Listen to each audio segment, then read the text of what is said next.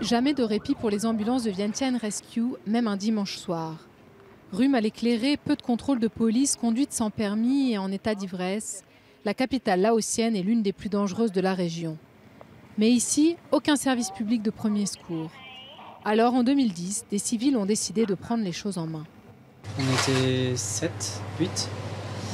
Et puis c'était des volontaires que j'ai rencontrés un jour un peu par hasard. Ils avaient récupéré une ambulance qui venait un peu de nulle part et puis on a discuté ensemble et on s'est dit qu'on pourra peut-être essayer de monter un service d'ambulance parce qu'il n'y avait rien ici. Aujourd'hui, Vientiane Rescue réalise 20 à 30 interventions par jour grâce à ses 8 ambulances.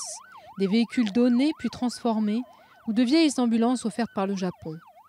Si l'association est indispensable, elle doit sans cesse lutter pour trouver des fonds.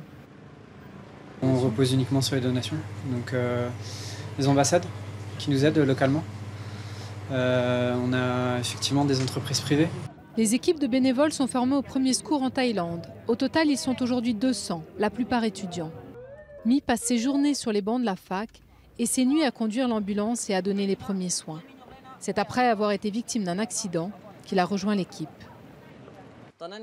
Quand j'ai eu mon accident, il n'y avait pas de service d'urgence. Autour, les gens étaient en train de regarder, mais il n'y avait personne pour aider.